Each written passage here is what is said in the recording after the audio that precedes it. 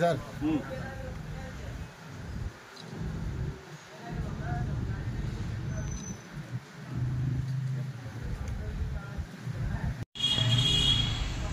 ಏನು ಮಾತಾಡಂಗಿದ್ರೆ ಮಾತಾಡಿ ಏನು ಅಣ್ಣ ಒಂದು ನಿಮಿಷ ಹಂಗೆ ಇರಿ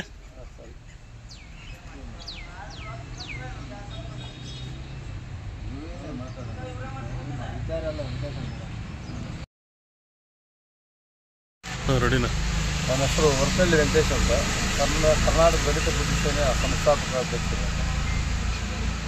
ನಮ್ಮ ಸಂಘಟನೆ ಸುಮಾರು 10 ವರ್ಷಗಳಿಂದ ರಾಜ್ಯ ಮಟ್ಟದಲ್ಲಿ ತನ್ನದೇ ಆದಂಥ ಒಂದು ಕಾರ್ಯಕ್ರಮ ರೂಪಿಸ್ಕೊಂಡು ಬರ್ತಾಯಿದೆ.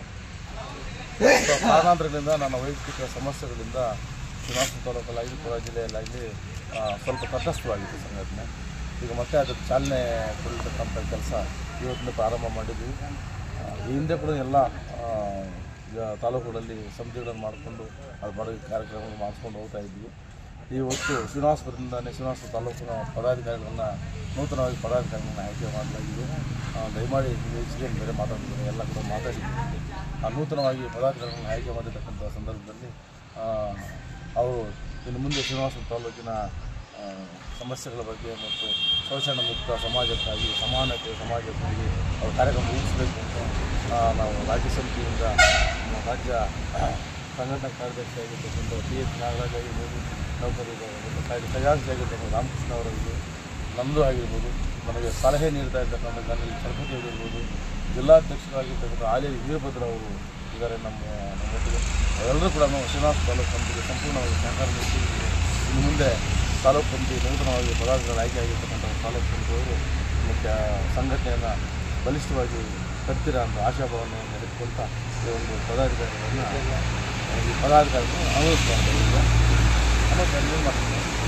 ತಾಲೂಕು ಅಧ್ಯಕ್ಷರಾಗಿ ಶ್ರೀನಿವಾಸ ತಾಲೂಕಿನ ಬಂಡಪಲ್ಲಿ ಶ್ರೀನಿವಾಸ್ ಅಂತ ತಾಲೂಕು ಅಧ್ಯಕ್ಷರು. ಬಂಡಪಲ್ಲಿ ಶ್ರೀನಿವಾಸ ಮತ್ತು ಉಪಾಧ್ಯಕ್ಷರಾಗಿ ಗುಲ್ಲುಕುಂಟೆ ವೆಂಕಟೇಶ್ವರ್,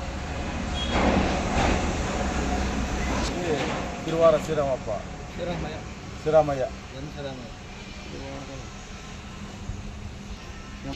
ಸಂಚಾಲಕರಾಗಿ ಚೊಕ್ಕನಹಳ್ಳಿ ನಾರಾಯಣಸ್ವಾಮಿ.